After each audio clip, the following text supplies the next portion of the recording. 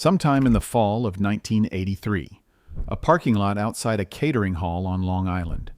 Inside, 200 people are dancing, eating, celebrating. Outside, in the dark, a team of investigators from the New York State Organized Crime Task Force moves quickly and quietly toward a black Jaguar sedan. They pop the dashboard.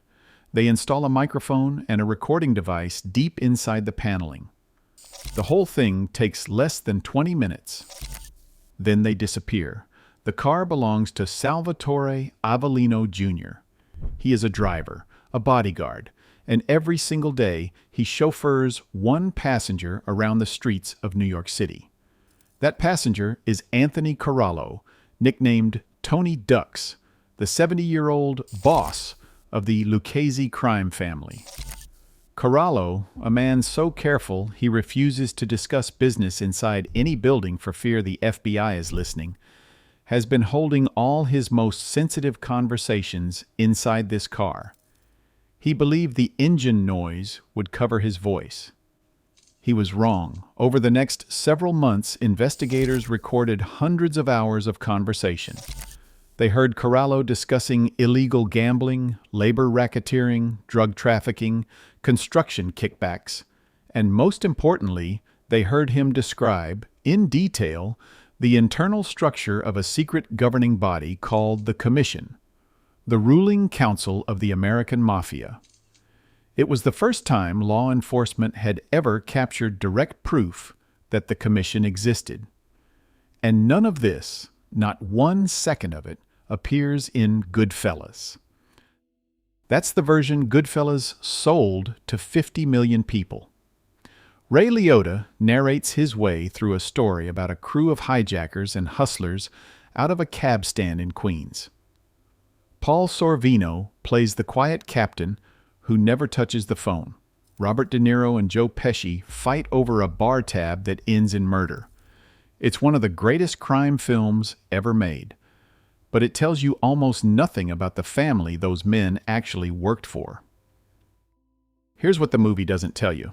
The crew in Goodfellas, the real crew, was one small corner of a criminal empire so powerful it controlled the garment industry in Manhattan, dominated labor unions across the Eastern Seaboard, owned politicians including 2 sitting mayors of New York City, and ran cargo theft operations at what is now JFK International Airport, worth tens of millions of dollars a year.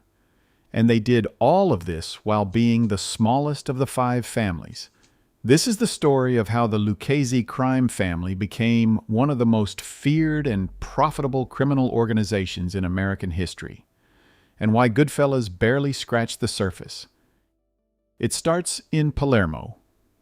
On December 1st, 1899, Gaetano Lucchese was born into a working-class Sicilian family.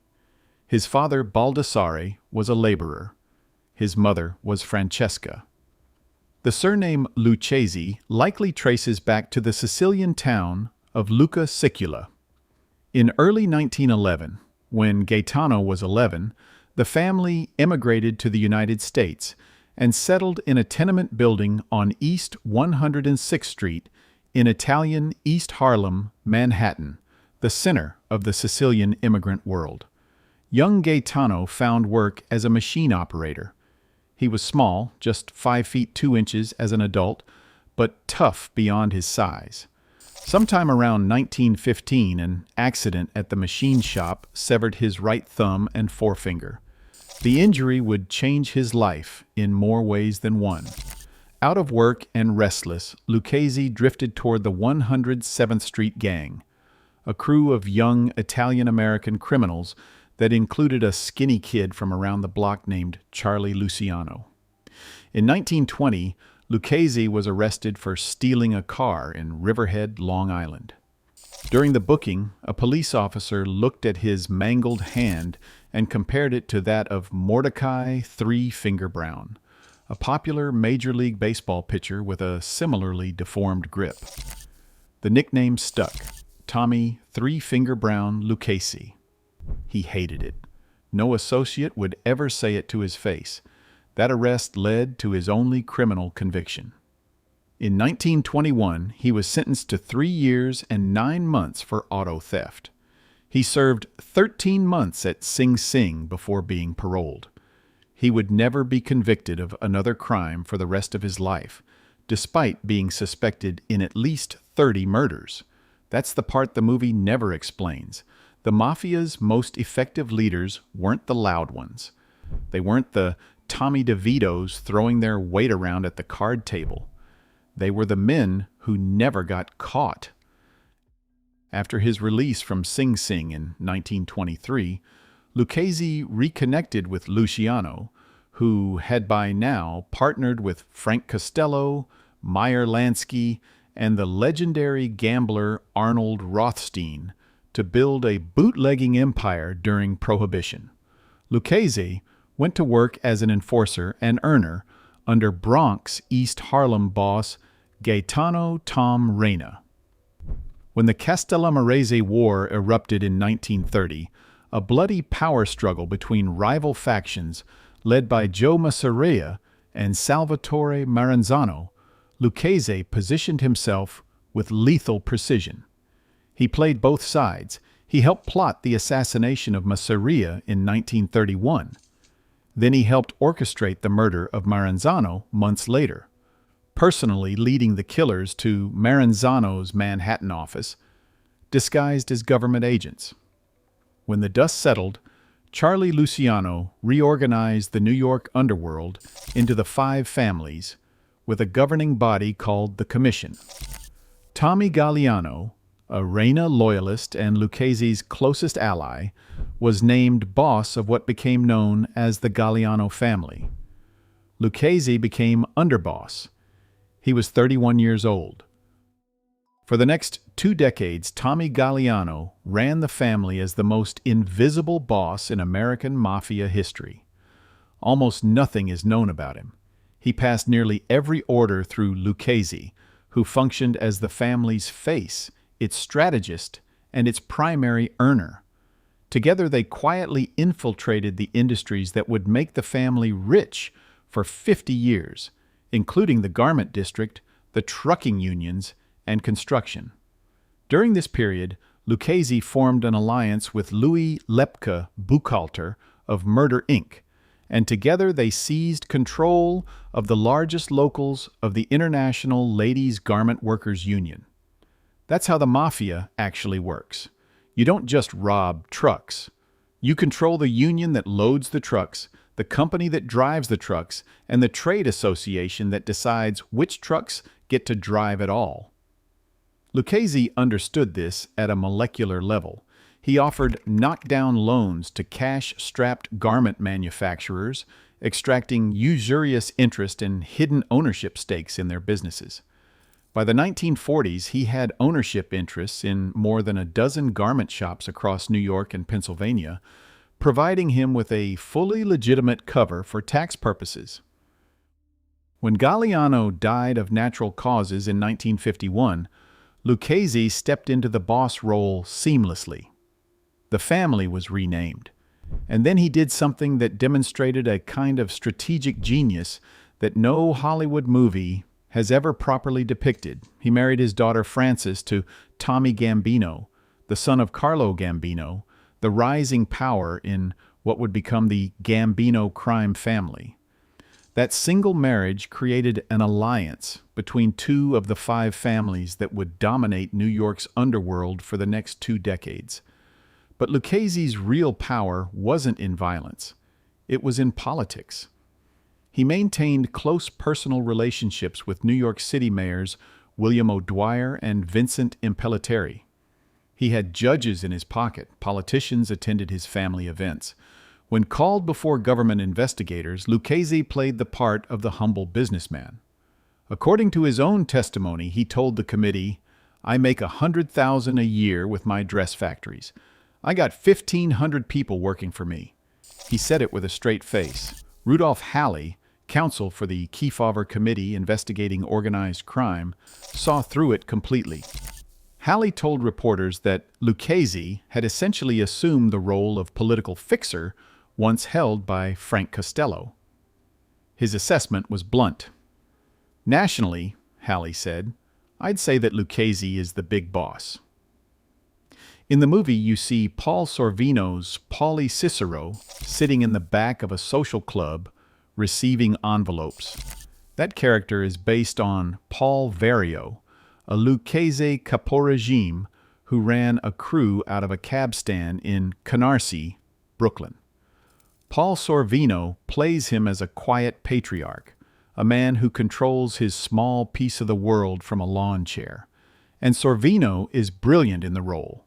But Vario was a captain, one of maybe 15 captains, reporting to a boss who controlled an empire stretching from Manhattan to Miami to JFK Airport. Goodfellas shows you the crew, it never shows you the corporation. The family's operations at Idlewild Airport, later renamed JFK Airport, were enormous.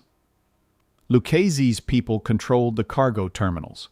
They knew which planes carried cash, jewels, and high-value imports. They had inside men among the airport workers, the truckers, and the unions. This was the system that made the Lufthansa heist possible. On December 11, 1978, associates of the Lucchese family robbed a Lufthansa cargo terminal of approximately $5 million in cash and $875,000 in jewelry. It remains one of the largest cash robberies in American history. In Goodfellas, Joe Pesci's Tommy DeVito and Robert De Niro's Jimmy Conway celebrate the score. That part is based on reality. Tommy DeSimone and Jimmy Burke were central to the heist. But here is what the movie skips. That score required approval from a Lucchese captain. It went through Vario. Vario got a cut, and a percentage of that cut went up to the boss. That is how the Mafia actually works. Nothing happens in a crew without the family's knowledge and without tribute flowing upward. Henry Hill, the man played by Ray Liotta, understood this structure from the time he was a kid. He later recalled his first encounter with Jimmy Burke at Vario's cab stand when Hill was just 13 years old, serving drinks and sandwiches at a card game. According to Hill, Burke tipped him so generously it overwhelmed him. "He was sawbucking me to death," Hill said. 20 here, 20 there. He wasn't like anyone else I had ever met." But Hill was an associate. He was half Irish, half Sicilian, which meant he could never be made, never become a full member of the family. In the Mafia's rigid hierarchy, an associate is a contractor. He earns for the family, he follows the rules, but he has no vote, no official protection, and no guaranteed future. That's one of the crucial details Goodfellas actually gets right, but it never explains the system sitting above Hill that made those rules absolute. Tommy Lucchese died on July 13, 1967, at his estate in Lido Beach, Long Island. He died of a brain tumor. He was 67 years old. His funeral at Calvary Cemetery in Queens drew over 1,000 mourners, including politicians, judges, union officials, and legitimate businessmen who claimed they had no idea about his other life. He left behind a family with approximately 200 made members, ironclad control of the garment district, deep roots in the airport rackets, and political connections that stretched from City Hall to the federal bench. He had intended for Anthony Corallo, known as Tony Ducks, to succeed him. Corallo was born February 12, 1913, in East Harlem. He was a protege of Lucchese, who had earned his nickname through an uncanny ability to duck criminal convictions. From 1941 to 1960, Corallo was arrested at least 12 times. None of the cases made it to trial. After one dismissal, Lucchese reportedly laughed and said that Tony had ducked again. The name stayed. Corallo took full control of the family in 1973 after interim boss Carmine Tramonti went to prison for financing heroin smuggling. Corallo ran the Lucchese Borgata with the same philosophy as his predecessors. Quiet. Disciplined. profitable. He expanded into the construction industry, seized control of gravel distribution on Long Island, and deepened the family's grip on the garbage hauling business through a front called the Private Sanitation Industry Association. Under Corallo, the Lucchese family, though numerically the smallest of the five families, was generating more money per member than almost any other organization in the American Mafia. Corallo was so careful that he refused to hold meetings indoors. He conducted all his sensitive business from the back seat of Salvatore Avellino's black Jaguar, believing the road noise would drown out his voice. Then came the bug. In 1983, the Organized Crime Task Force planted that listening device in the dashboard while Avellino and his wife attended a dinner dance at a Long Island catering hall. What they captured over the following months was devastating. Corallo on tape, discussing the inner workings of the commission, naming names, describing hierarchies, explaining how disputes were settled between the five families. It was the single most damaging piece of evidence in the history of American organized crime prosecution. On February 25, 1985, the FBI arrived at Corallo's home to arrest him on racketeering charges.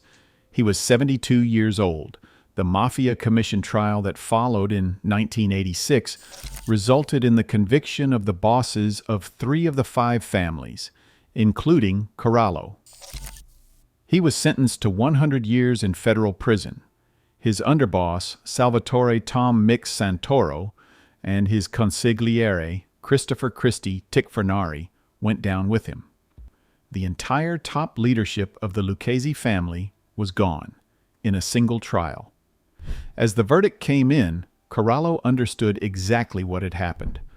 The Lucchese model of quiet discipline, the thing that had protected the family for over 50 years, was finished.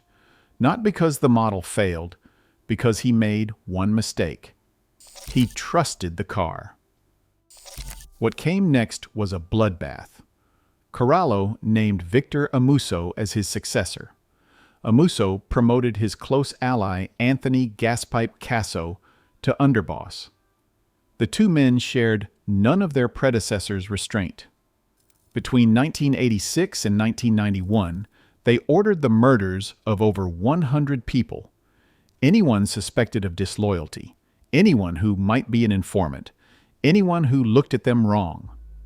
They put 2 NYPD detectives, Louis Eppolito and Stephen Caracappa, on their payroll as contract killers.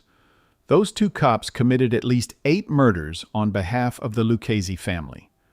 When Amuso and Casso fled New York in 1990 to avoid a federal indictment, they left Alphonse Little Al Darko as acting boss. Darko, born July 28, 1932 in Brooklyn, had been a Lucchese associate since the 1950s, starting out in the very same Vario crew that Goodfellas made famous. He did not get his button, his official induction as a made member, until August 23, 1982. He was 50 years old. On September 18, 1991, at a meeting of Lucchese leaders in Manhattan's Kimberly Hotel, Darko noticed a soldier hiding a gun in his waistband. Another man walked into the bathroom. Darko understood instantly. They were going to kill him. He walked out of the hotel and drove straight to the FBI office in New Rochelle, New York. Federal prosecutors finally arrived to debrief him, and they found the acting boss of the Lucchese crime family hiding in the bathroom of his hotel room. Darko became the first boss, acting or otherwise, of a New York crime family to break his blood oath and testify against the Mafia. Over the next decade, his testimony helped convict more than 50 mobsters, including Amuso himself, Colombo acting boss Victor Orena, and Genovese boss Vincent Gigante, known as the Chin. It nearly destroyed the Lucchese family entirely. As many as half its members ended up in prison. In his later cooperation, Darko explained the mechanics of loyalty in the Mafia with a clarity that no movie has ever captured. As he described it, you could spend 20 years in the life without ever being asked to do anything extreme. But eventually, the order comes. And when it does, there is no negotiation. Darko said, "You do or die. It is blood in, blood out." That is how the Mafia actually works. Not the glamour of the Copacabana entrance, not the comedy of the spider shooting. The real engine of the system is obedience enforced by the certainty of death. Goodfellas is a masterpiece. Martin Scorsese made one of the greatest films in the history of cinema by focusing on three men and one crew. But those three men, the real Henry Hill, the real Jimmy Burke, the real Tommy DeSimone, were foot soldiers in an organization that their movie never attempts to explain. The Lucchese family controlled the garment district for half a century. They had mayors on speed dial. They ran the airports. They sat on the commission. They survived the Castellammarese War, Prohibition, the Kefauver hearings, the Appalachian disaster, and the RICO era before finally imploding from their own paranoia. He was not killed for being a gangster. He was killed by a tumor. Tommy Lucchese died in his own bed, on his own estate, at the height of his power, surrounded by his family. One conviction in 46 years. That is the part the movie never shows. He is buried at Calvary Cemetery in Woodside, Queens. A quiet plot. No monument, no grand inscription. Just the name Lucchese. The same name that still appears in federal indictments more than 50 years later. The last indictment involving Lucchese family members was unsealed in October 2025. 30 people were charged, including members of 4 of the 5 families. The operation they were running involved rigging illegal poker games across the United States. Even now, the name endures. If this video surprised you, subscribe to Mafia Talks and turn on notifications so you never miss an episode. Drop a comment below. What other mob family do you think Hollywood got completely wrong? At Mafia Talks, we don't just retell the legends. We uncover what really happened and why.